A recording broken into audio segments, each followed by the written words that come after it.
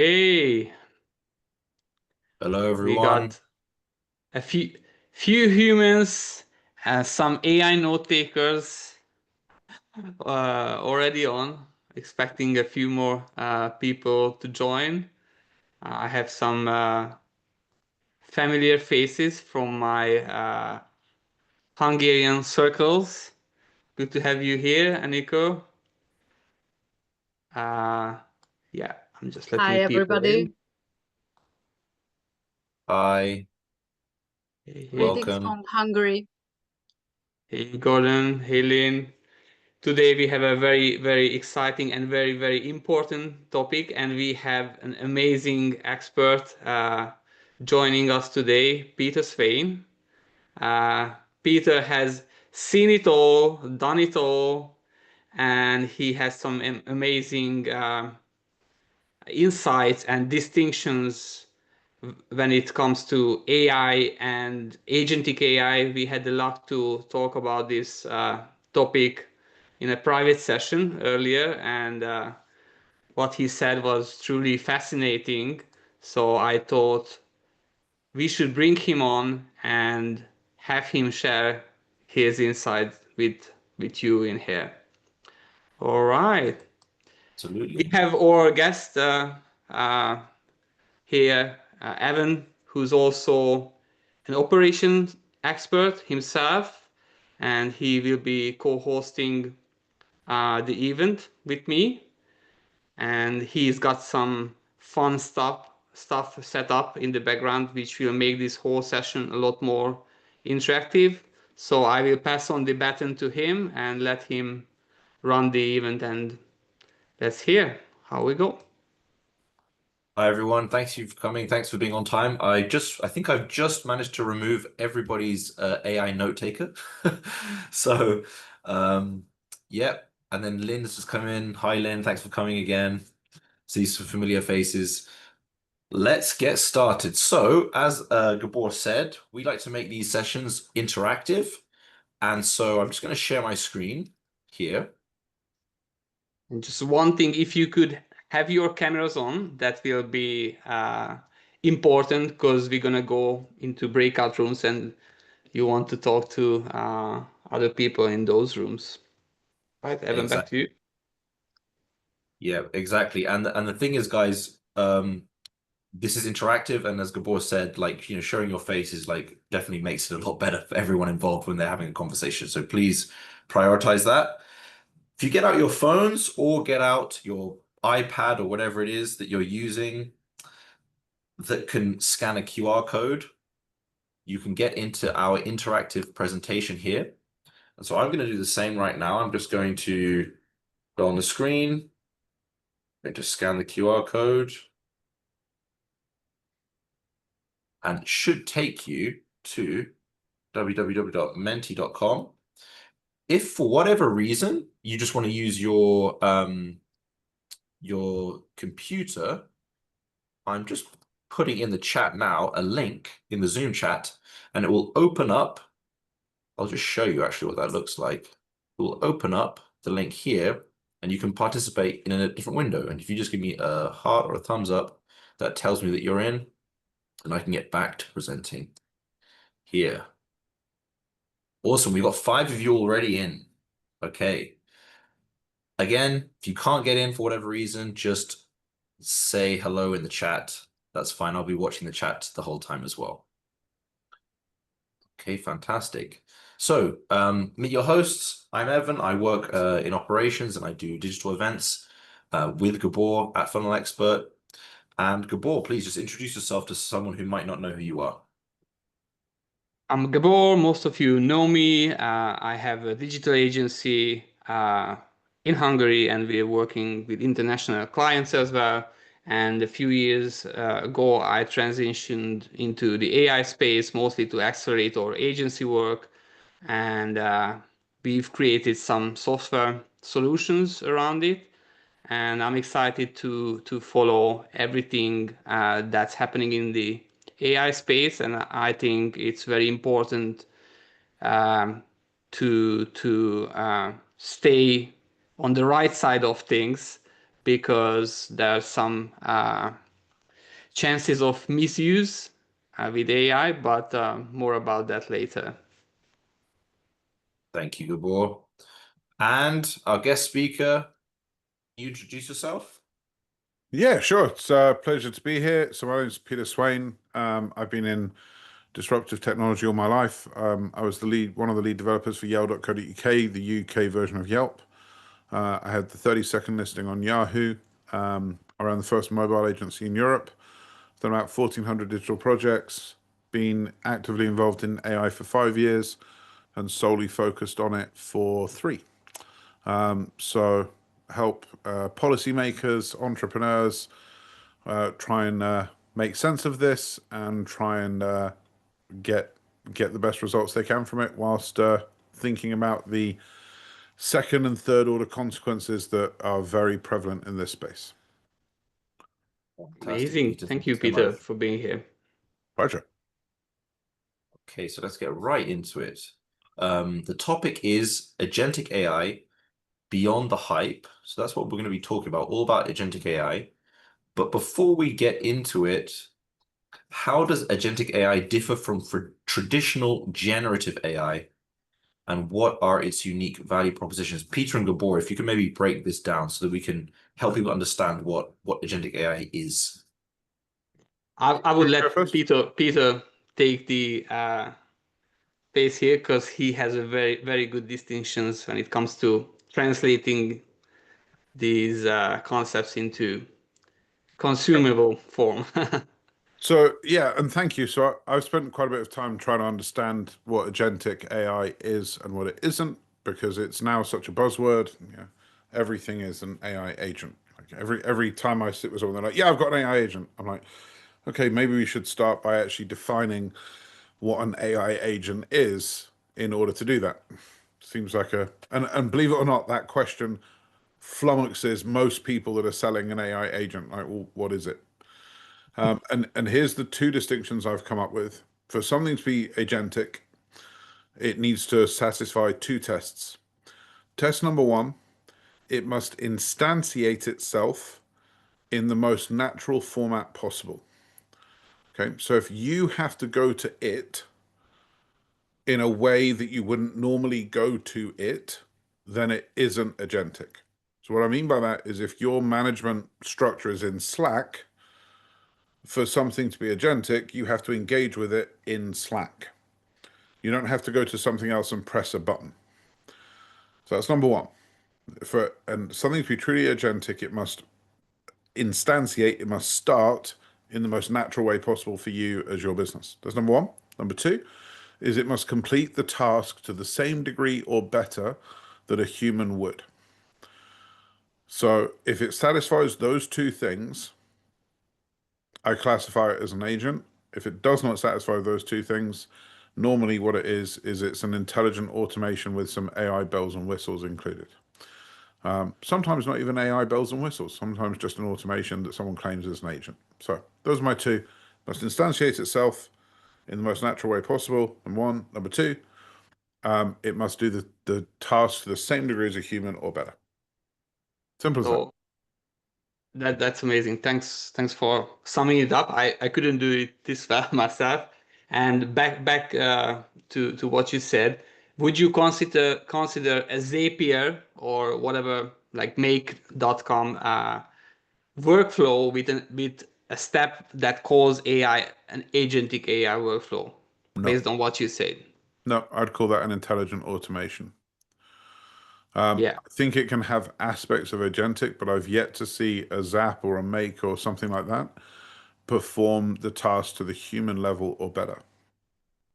Yeah. So can we say that most of what people or service providers are selling as agentic AI is in fact not agentic AI? 99% it's not agentic. It might be an intelligent assistant, but let's take there's so many examples of this. People say, "Oh, I've got this Google Analytics agent." And it's like, "Great, can I use it inside Google Analytics?" They're like, "No, you go here to log in." I'm like, well, it's not an agent then, is it? Straight away, What you said is, I, as the human, now have to change my behavior in order to use your thing. So that's not an agent. That's not, I wouldn't expect if I hired an agency and I was meeting with my internal marketing team, they would join my Zoom. It would not be that I joined their Zoom. Like, no, no, I'm meeting with my team. You're my agency. This is my link. You will do it this way. And if you want to schedule time with me, you'll do it through my assistant. You would never have an agency turn around and say, well, I don't work through assistants. I will only work with you directly. You will go, well, great, we're not working together then. Right? It would be a very simple proposition. Everybody here has their way of working, how they work, what they do, etc. And you expect, if you're the power center of the conversation, you expect people to fit in with you. So if somebody wants to work for me, they're going to join my Zoom at a time that I say. Your interview is at this time. If I get a call from a senator or a governor who says, I'm free at 3 o'clock, face to face in New York, I'll be like, bye guys, I need to log off now because the senator wants to meet with me at 3 o'clock in New York. I wouldn't turn around to the senator and go, no, no, I'll see you at 4 in California. Like, because he or she would be the power center of that relationship. So, and this has been the rule throughout. The technology is supposed to fit in with the business, not the business is supposed to fit in with the technology. That rule has been true for 40 years, 50 years, I don't know how many years, and it's still true today. Of the technology is supposed to work in the way that the business works, not the other way around. Yeah, I think with these distinctions in place, we have to, even shift the conversation a bit, because what you just said, I think that's rarely these criterias are rarely satisfied with what's out there as agentic AI. So And this it's a is like high bar. It's a high crazy bar. high bar. But if you're saying to Corey or Lynn or Nico or Lynn or Gordon or Pammy or anyone on this call, hey, we want you to replace a human in your organization with this, well, surely it then has to be as good as the human was. Like, surely that becomes okay, sure, I'll replace this. I mean, whether that's good or bad, second, third order consequences, different conversation. But like, okay, yeah, I'll replace this 40K salary with this. Love it. Yeah, if you can do that for 2K. But if you say, yeah, but you have to create a Telegram account. Well, but all of our companies in Slack, all of our knowledge in Slack, yeah, but we work in Telegram. It's like, it's not going to work. You can say that you're going to do it, but you won't do it. Right. Amazing, amazing. Yeah, so if you Yeah, have to change the work environment, circumstances, that will come with additional friction and costs, obviously, and yeah, ideally you should avoid it. Why is Zoom so successful and so popular when GoToWebinar is just as good, Meet Me is just as good, because it's Zoom, it's Zoom, it's Zoom, and it's Zoom. So if someone was to send me an invite to for example, I won't take a meeting on Microsoft Teams. I just refuse to take them. I'm willing to lose money versus take a meeting on Teams. All right. Lucky we have this organized on Zoom, right? So, because we could have you here. Yeah, so you get these things when you get into your lane of working and your way of working, that just becomes your way of doing it. Right. Amazing. Thank you, Peter. absolutely. And I just want to say as well, guys, that now that we have this incredible definition, I just want to go to the audience and basically ask you guys, are you currently using AI agents in your workflows?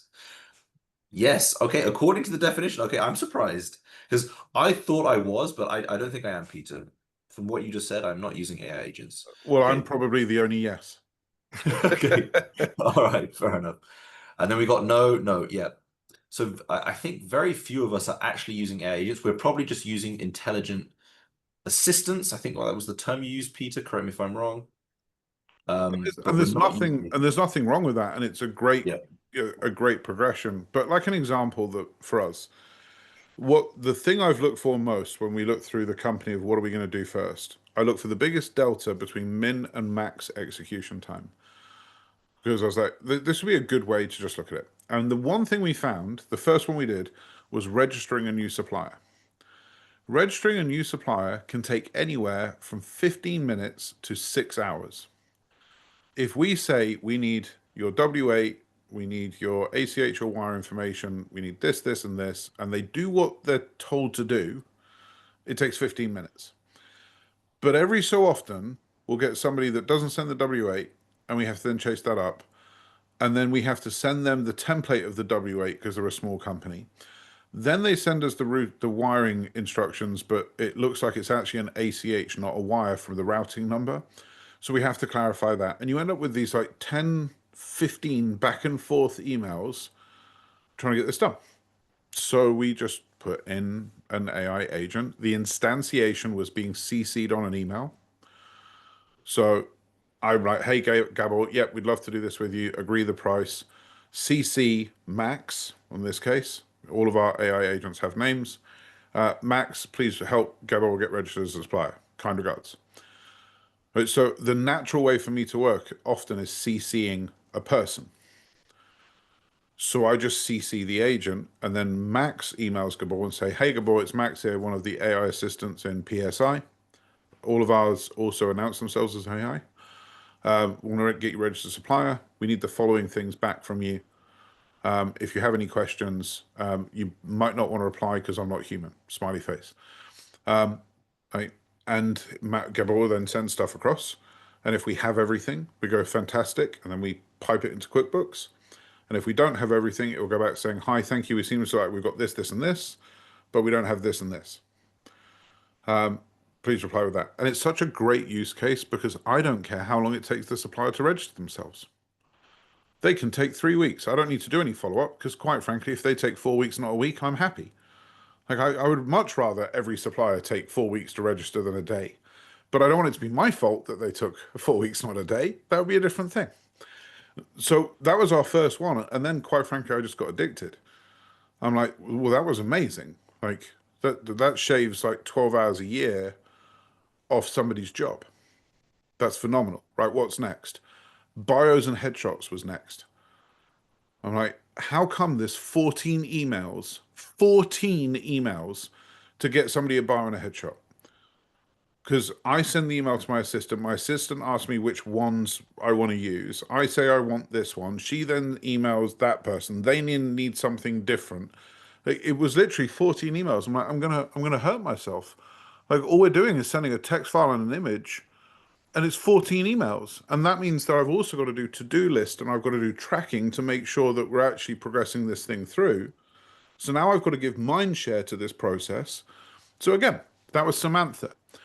Hey, Samantha, please give Gabor headshots and bios. To which Samantha then emails Gabor back and says, hey, Gabor, Peter said you need headshots and bios for an event you're running.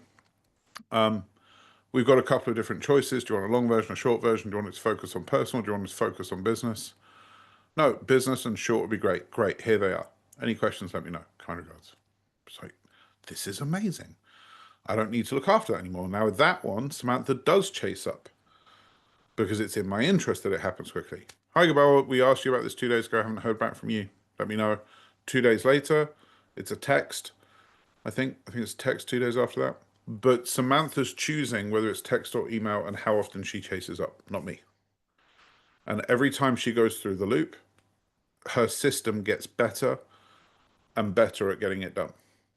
So she starts to learn the patterns. So they were the first two we did. Super, super simple things, but things that currently literally sit on this 188 long to-do list. Confirm this person has this, check this person has this, confirm this person has this. They're both gone. That's Fantastic. nice. Can that be a criteria, like how you choose what you want to automate and leverage, AI to do it instead of you? Like just try to recognize what's a repetitive back and forth thing that happens often, and then you would look into ways how to automate it with AI. Yeah, the first thing we recommend everybody does is something that has no real consequence if it doesn't get done. Oh yeah, I Like, love that. like make the first one utterly irrelevant because what most people do is they're trying to find the right implementation. And whenever we do polls, whether it's qualitative or quantitative or anecdotal, most people are talking about AI in a vacuum. They're not actually trying it. They're not actually doing it because the technology isn't the problem. The technology is there. The technology is active.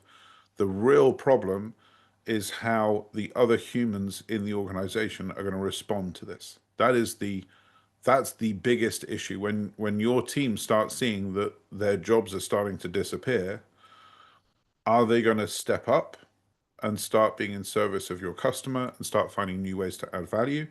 Or are they going to get scared, and how are they going to work through that? So in all the implementations that we've been part of, the human factor is easily the biggest factor.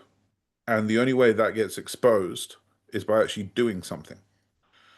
So if you're not doing anything, you're just talking about hypotheticals. Yeah. So the use case comes first and execution should come second, not trying to find a way to execute something and then fit the use case into that execution system or option. Right. Amazing. I love your distinctions.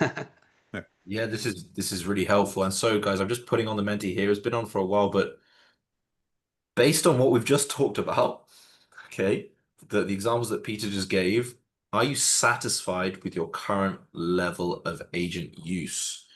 Because I'm gonna say no, I'm not satisfied. I definitely want to up my game. Okay, we've got somewhat, yeah. Yeah, no, I think I'm definitely improving my efficiency.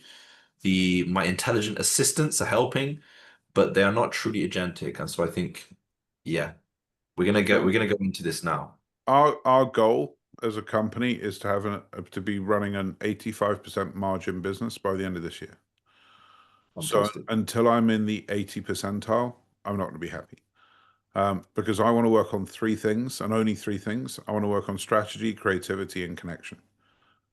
I'll give time and energy to those three things. I don't want to give it to anything else. I want everything else that we do to be powered by an agent so I can stay in the space of being creative, strategic, and connecting with other humans. Yeah. So that's what you want to keep for yourself and don't automate. And Yeah. you have a strategy in place before you touch Well, any AI. it's also about future proofing because there's no doubt we're going to get more media, more content. Like Stephen Bartlett from Diary of a CEO the other day said, content production used to be the defensible moat of a creator, and it isn't anymore. And we're already seeing, like he did a podcast episode the other day that was fully AI driven voice, not him, and it had more engagement and more retention than he was getting. So his point was, all of these things are now going to be automated through. We're going to get better media, quicker media, faster media, and worse media, and quicker, worse media as well. So what is the only thing that gets left in there is genuine human connection. People that can actually hold a room like this and people that can stand on a stage and talk. It becomes a more valuable skill than it was. So I want to empower myself and my teams to do more of this and less of the other thing. Absolutely. Fully agree. Okay, so guys, we're gonna go into like a breakout room and just quickly discuss in groups. So this is the chance for us to kind of get together, have a little bit of a chat. How do you currently handle repetitive tasks and workflow management in your organization? Because this is what we're talking about. You know, we're talking about how to take these tasks and make them more efficient. At the moment, how do you handle them? Do you handle them manually? Do you use basic automations? Or are you already leveraging AI assistants? And yeah, please give examples in your groups. I'm going to create 3 breakout rooms of groups of 3 to 4. And if we can just chat for around 8 minutes, that's going to give us enough time for everyone to contribute, allow a speaking time of about 10 minutes per 2 minutes, sorry, per person. and there'll be like a 60-minute warning. So you don't have to immediately leave. You kind of have 60 minutes to wrap up whatever you guys are saying. Okay? 60 seconds. 60 seconds. Sorry, guys. Get confused with my scales. Okay. Time starts now. 8 minutes. 60-second countdown from 8 minutes. Enjoy. Right.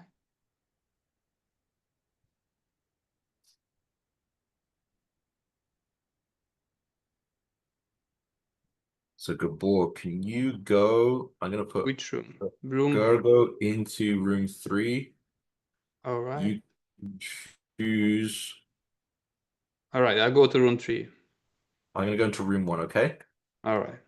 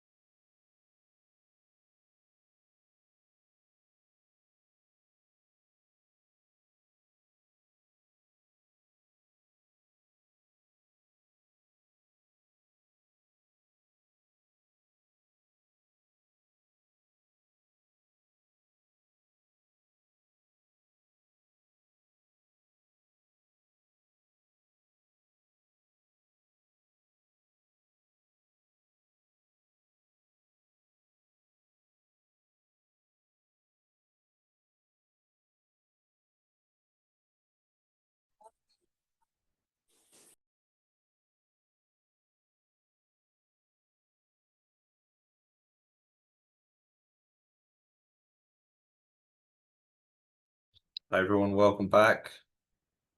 Okay, I was in a great room of fascinating conversation. The conversation went towards kind of like privacy concerns, which is natural. This is why we like breakouts because they're quite organic and the conversation often gets onto other topics that people are concerned about.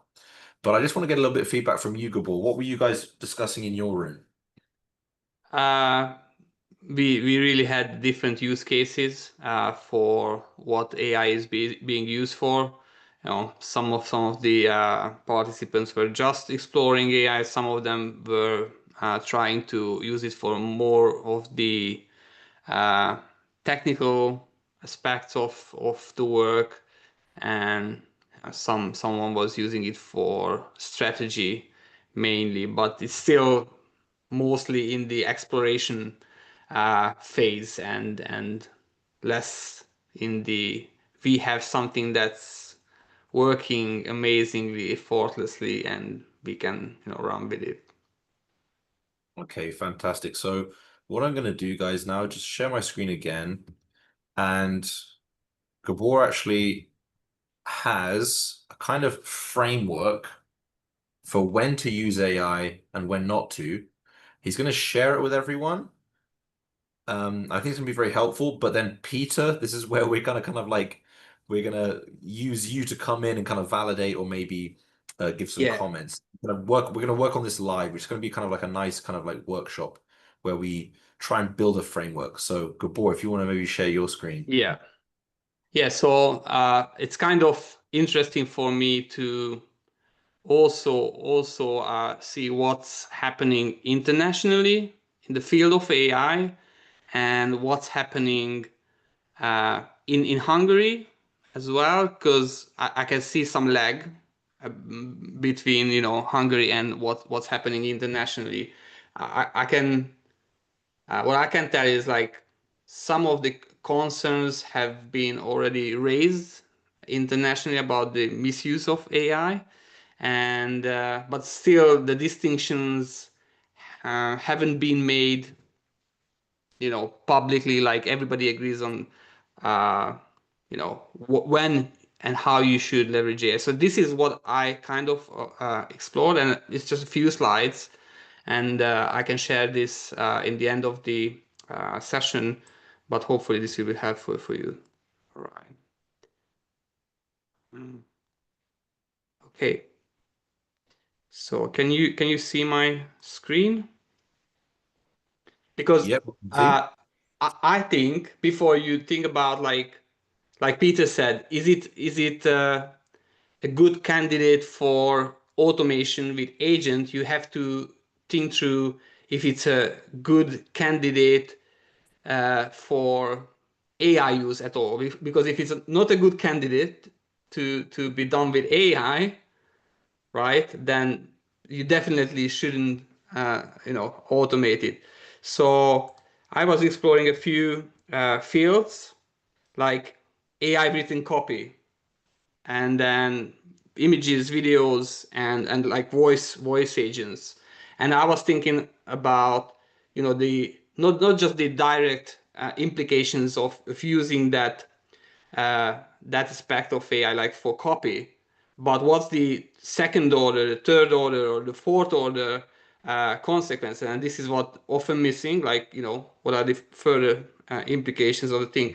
Like we are already feeling that uh, copy done with AI makes the whole online space more saturated and more noisy, and people are getting more and more frustrated with generic AI written copy. So you have to keep the human in the loop, and therefore, if you want to scale the generic content production with AI and use agentic AI to do that without human in the loop, that's probably a recipe for bad things to happen, right? But Peter will correct me if I'm wrong. No, So we well, already seen the trust erosion happening. Peter. so I would agree with everything you've put there if you add one word, which is badly AI written copy. Yeah, absolutely. because like when I write for Investopedia. I'm published about once a week right now, and I score 0% on zero GPT every single time I do it, and I haven't written a single one of those. Yeah. Because I've provided it enough RAG, retrieval augmented generation. I've provided it enough source material of my style of writing, so it's mirroring my type. And I love this because I think everything you said here is completely correct. Because I think one of the big problems in AI is actually it's a human problem of I'm going to sound very anthropomorphic for a second. The first job of a human of your brain is to keep you alive. That's job number one. Job number two of your brain is to expend as little calories as possible whilst achieving goal number one, which means we have this insatiable drive for efficiency. Humans love efficiency. It's our number one go-to, like make something more efficient. That wasn't a problem or wasn't a real problem until AI came around, which can make you hyper efficient. And the problem is that the word efficient and the word effective are very different. So I think what most people seek in AI is efficiency, when where I think they should be seeking is effectiveness. Yeah. And that was where I'd say when I say badly written AI copy is that graph there is very true if somebody's seeking efficiency. Oh, I can do 10 posts a day. Well, wonderful. Well done. Any of them any good? Yeah. Are any of them insightful? Are any of them thought leadership? Or any of them a new perspective? Or any of them challenging anyone, anything? No, you're just regurgitating crap. Well, there was no point in doing it. Right. However, if you're using AI as part of either a personal workflow or a agentic workflow to actually establish your true thoughts and your true beliefs and pull out something unique from yourself, then I think it's a fantastic thing to do. Yeah.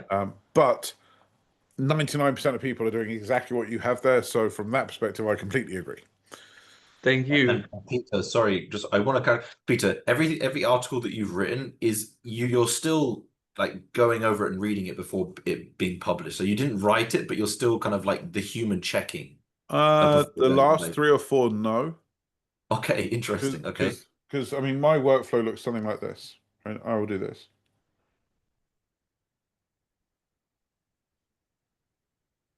Hey, Jet, how are you?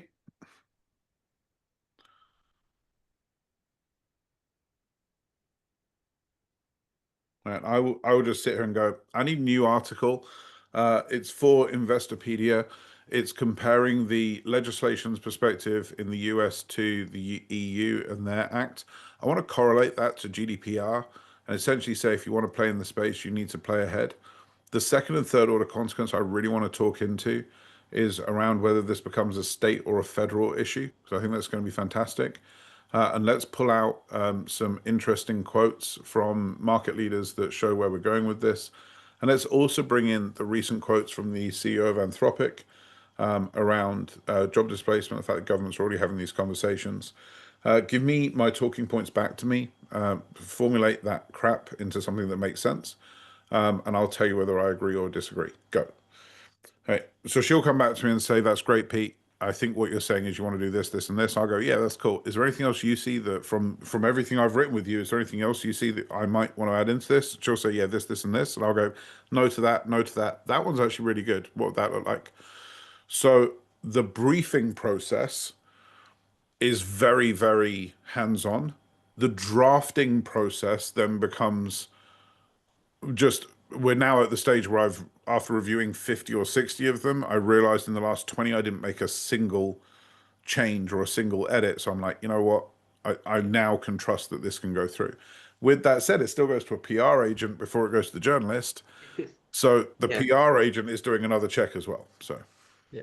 So I hope you all paid attention that Evan asked something about how Peter's process works, but he's essentially front loading the content production with his expertise, Yeah. and then Gabor, this is such a useful point. So I've tried to explain this to people, and this is the best. Thank you. Sorry to interrupt, but this is you've highlighted something so cool. The way the creative process used to work is you would, like, let's say you got a 20-page pitch deck to do, for example. You do a bit on page 1, and then you do a bit on page 8, and then you come back to page 3, and then you do the outline, and then you take a break, and then you come back the next day. So the creative process used to be insanely chaotic because the human brain is amazing at being creative, but terrible at being creative in the space you tell it to be creative in. It's why I have such respect for like authors that have done 50 books. When they say, yeah, my process, I sit down for 3 months and I do this, I'm like, I don't know how you do that. Like, how do you get yourself to do the thing when you say you're going to do the thing? Amazing. This is closer to a manufacturing process where you're tooling the model and you spend hours upon hours upon hours tooling so that you can hit the button so that it prints off 1 million of them down the line. So as exactly as you said, the creative process goes from being this chaotic blanket to being very front loaded. And what you find when you start doing that is your brain is in this zone of genius. So you start exponentially increasing your creative output in that moment. So, oh, and let's do that. And oh, yeah, I remember this. And oh, I remember this. Because instead of it being over a couple of weeks, it's all intensively done in 5-10 minutes. And you get a much, much deeper perspective because it's all front loaded. So, yeah, thank you for that. I refer to it as the difference between the old way of creation and the old way of manufacturing. And when I explain this to people in manufacturing, they're like, I completely get it. Because they'll spend $5 million on CNC milling and tooling before they make one widget. Right. Amazing. I love this Interesting. conversation. It's going in the right direction. All right, let's move on. I just have a few slides, and I'm not gonna go into detail in all of these, but having discussed AI accelerated copy and content production in the first place is, I think, the safest thing to do with AI. Anything that comes after this, like AI generated images and videos, are much more risky because people can tell it much more that it's AI generated. And what I'm seeing, where the technology is today, that's becoming more and more of a turn off. And I will show you some examples that I'm seeing happening live these days. But people who are AI, and they are gurus, they are promoting and encouraging people to do more of this, while I believe this is damaging to the brands, and I will show you some examples. So just, I will share the slides so you can go through it, but it's something that you should consider. If it can be told that it was made with AI, it's artificial, it's missing the human element, I think that's a bad candidate for being accelerated with AI, and therefore not a good use case for agentic AI too. So generative video also, people won't be able to tell the truth from fake, and therefore they will have less trust in these videos, and this is flooding the internet, and they want to see you face to face on Zoom, want to see your fallacies, your flaws, and they can relate to you more because they have the same flaws. So summing it up, voice, I think the last element I want to look at. Imagine now, do you really want to talk to all of these voice agents?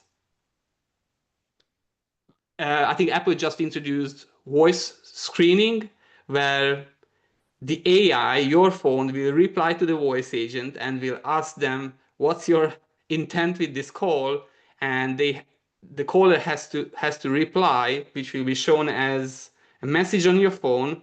And if that's not sounding like coming from a real human, the likelihood of you picking up that call will be very, very minimal. So I think the voice agent space won't be something that's gonna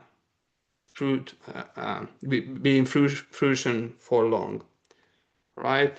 So there will be a trust erosion, and you have to keep the human element as Peter is doing. You have to automate and accelerate what you can control and can remain authentic. So what's safe for AI use, copy drafts, image concepts, the thing that won't be published automatically without a human in the loop.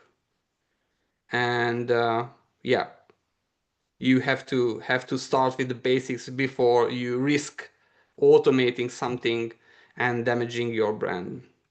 I think that's the summary of what I wanted to go through. And if I will have time, I will show you, maybe I just show it now. Just one simple example, and I will share these documents with you.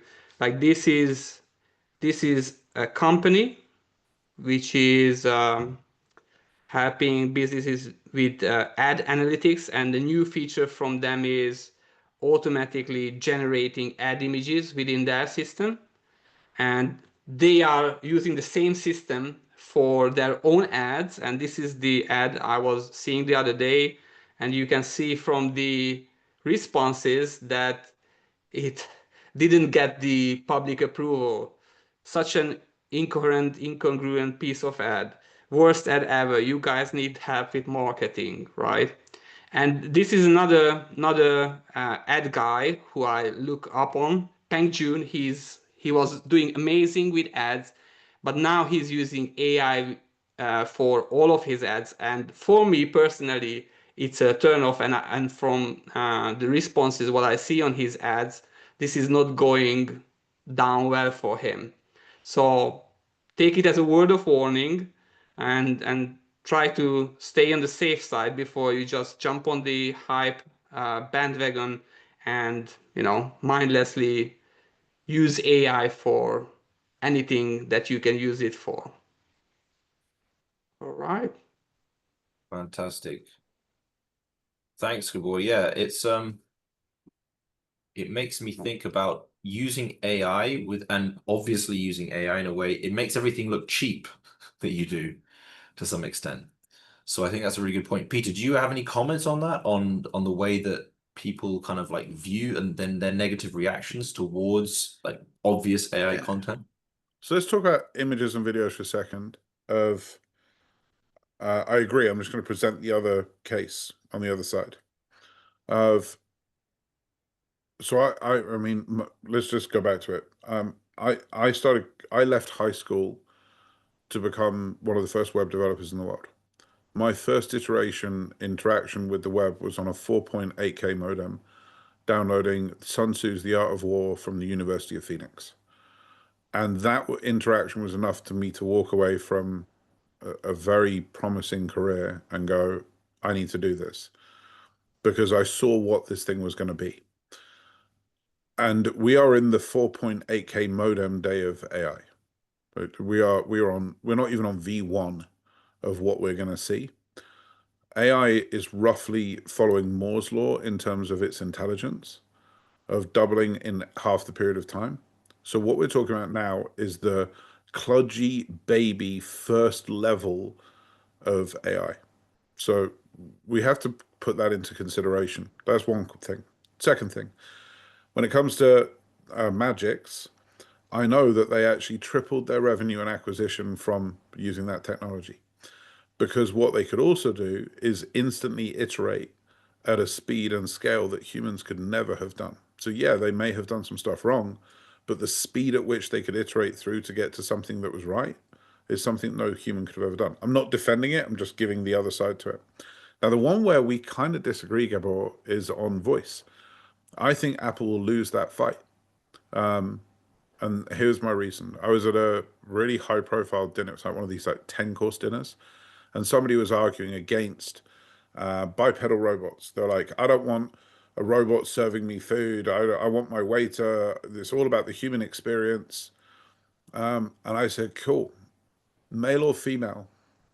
Is that what you mean? I'm like, was your server male or female? And he's like, well, I don't think that's relevant. I mean, I think that's highly relevant. You're arguing to maintain the human experience. You can't even tell me the gender of the person that served you for the last hour and a half.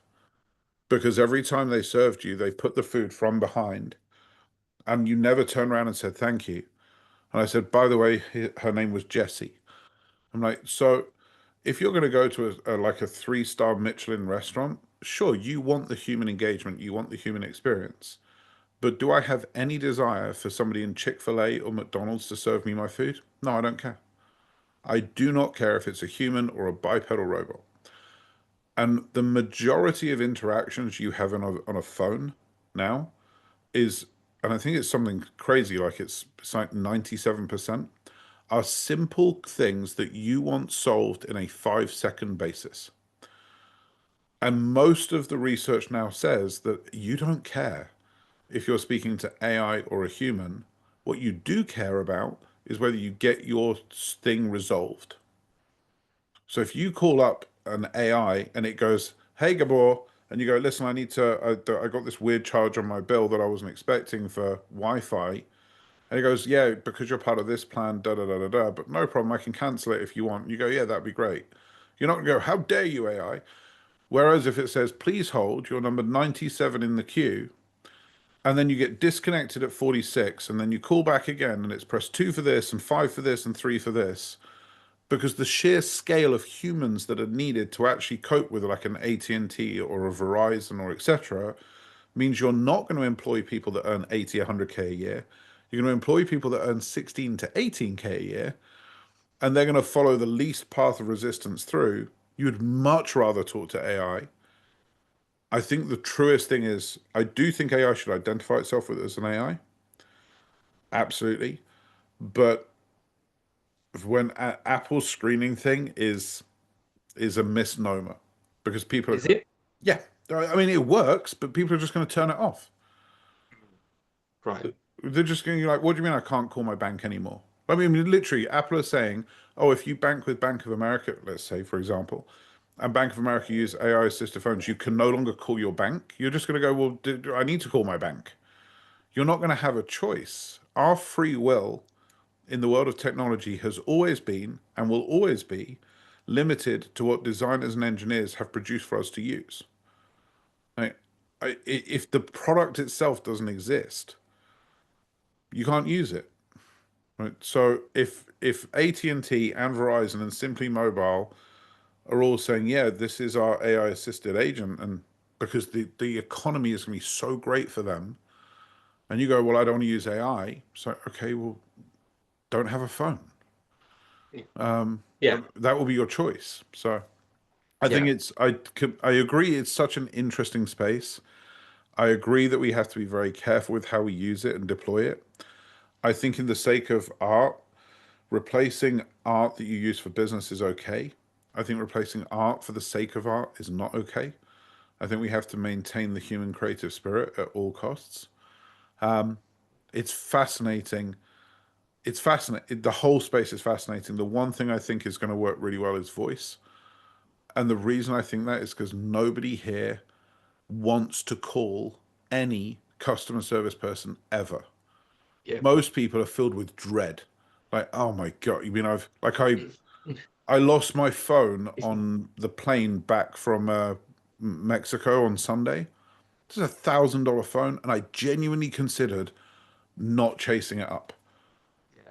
I filled in the form. They said you need to call this number. I'm like, can I Yeah. just lose the phone? Like there was, Yeah. I know a lot of you agree with me.